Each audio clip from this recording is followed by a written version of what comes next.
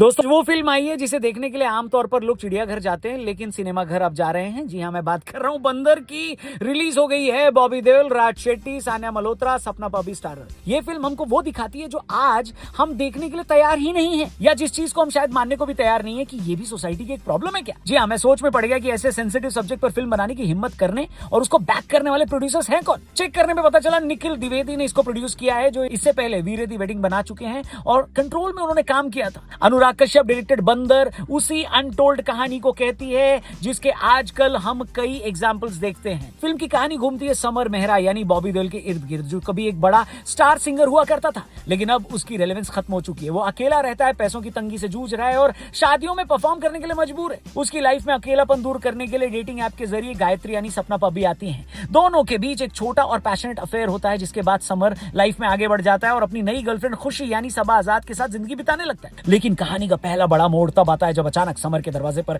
Police Dastak देती है। उसको पता चलता है कि गायत्री ने उस पर धारा 376 यानी रेप केस के तहत मुकदमा दर्ज कराया। समर का दावा है कि ये रिश्ता पूरी तरह कंसेंशुअल था, लेकिन गायत्री ने इसे एक सीरियस एंगल दे दिया क्योंकि समर ने उसे नजरअंदाज करना और ब्लॉक करना शुरू कर दिया था। अब यहाँ तक की कहानी को आपको नॉर्मल लगेगी, जो कि एक बढ़िया फर्स्ट हाफ के नोट पर खत्म होती है, लेकिन असली कहानी इसके सेकंड हाफ में शुरू होती है। फिल्म का दूसरा हिस्सा पूरी तरह जेल की चार दीवारी के अंदर सेट है और यही इस फिल्म का कोर है। यहीं से अनुराग कश्यप का सिग्नेचर डार्क एंड रॉ अंदाज शुरू होता है। समर को बेल नहीं मिलती, उसे जेल भेज दिया जाता है। जेल में कदम रखते ही नए कैदियों को पूरी तरह से नंगा किया जाता है, गंदे और भद्दे पोजीशन में खड़ा किया जाता है। यहाँ बॉबी देओल की एक्टिंग आपको लाजवाब कर देगी। अनुराग कश्यप ने दिखाया कि कैसे सिस्टम एक इंसान को इंसान से बंदर यानी पिंजरे का जानवर बना देता है, लेकिन इसके बाद कहानी में आप कब इन्वॉल्व हो जाएंगे आपको पता भी नहीं चलेगा। जेल के अंदर एक दिलचस्प और चौंकाने वाला पहलू यह दिखाया गया है कि जहां हर कैदी खुद को बेकसूर बताता है, वहीं असली और खूंखार क्रिमिनल भी रेप अक्यूज को नफरत की निगाह से देखते हैं। जेल के अंदर समर को मेंटल और फिजिकल प्रिजन ब्रूटैलिटी से गुजरना पड़ता है। इसी बीच उनको उन कैदियों की कहानी भी सुनने को मिलती है जहां उनमें से कितने ही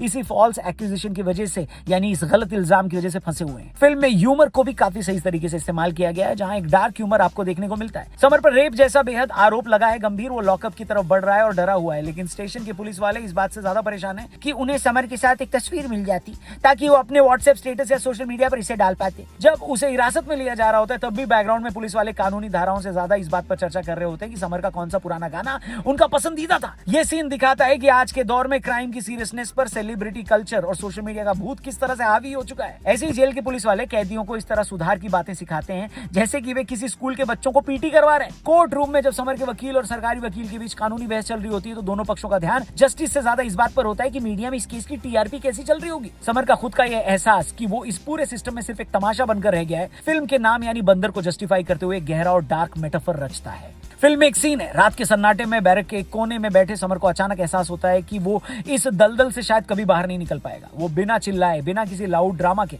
अंदर ही अंदर घुटकर रोने लगता है। यहाँ वो अपनी पुरानी जिंदगी के एक ऐसे गाने की धुन गुनगुनाने की कोशिश करता है, लेकिन उसकी आवाज गले में ही चोक कर जाती है। ये सीन बिना किसी एक्शन और लाउड ड्रामा के दिल में गहरी उदासी और खौफ छोड़ जाता है कि किसी के ऊपर झूठा एलिगेशन लगने के बाद कानून किस कदर किसी की जिंदगी बर्बाद कर सकता है। वहीं सानिया मल्होत्रा जो एक्टिविस्ट और लीगल रिसर्चर का रोल प्ले कर रही हैं, जिनको विमेन राइट्स और स्ट्रिक्ट लॉ का सपोर्टर दिखाया गया है, लेकिन जब वो केस की बारीकियों और सबूतों की गहराई से जांच करती हैं तो उन्हें एहसास होता है कि इस मामले में कुछ तो गड़बड़ है। एक कोर्ट सीन में वो समर के वकील के साथ बहस भी करती हैं कि कैसे सिस्टम कई बार दोनों पक्षों के लिए अंधा हो जाता है और दोनों ही तरफ के लोग सफर करते हैं। इसके साथ ही एक और सीन है जहां फिल्म में राज शेट्टी का कैरेक्टर अपने साथी के साथ जेल की दीवारों पर घूमने वाली छिपकलियों को निशाना बनाते हैं और अपनी सनक पूरी करने के लिए उन्हें मारते हैं। यह सीन जेल के अंदर कैदियों के अकेलेपन, उनके पागलपन और मेंटल डिसबैलेंस को दिखाता है। फिल्म के अंदर एक डायलॉग भी है दोस्तों, याद रह जाएगा आपको कि हम सब अपने अपने सर्कस के बंदर हैं। इसी के साथ एक और डायलॉग है कि जब कानून बचाने की बजाय फंसाने का हथियार बन जाए तो बेकसूर आदमी अंदर से मर जाता है। बेसिकली फिल्म के जो डायलॉग्स हैं वो हैवी ना होकर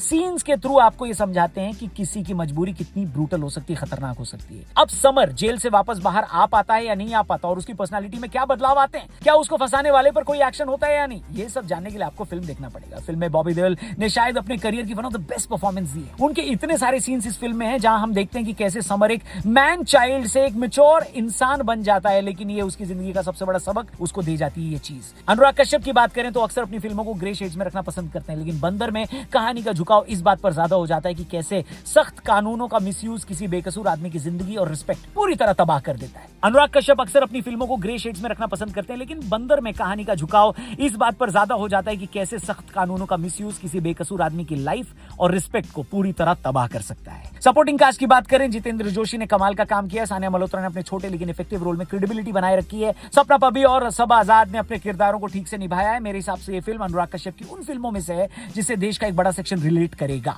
मेरा यही मानना है कि बॉबी देओल की ये बंदर आपको अंदर तक बेचैन कर देगी। बाकी आपने अगर फिल्म देख ली है तो कैसी लगी कमेंट करके बताना, और अगर देखने वाले हैं तो कहां जाकर देखेंगे, किस शहर में, उसके बारे में भी कमेंट सेक्शन में जरूर लिखना। चैनल को सब्सक्राइब करना। Thank you for watching screen वाला। जल्दी मिलते हैं। जय हिंद।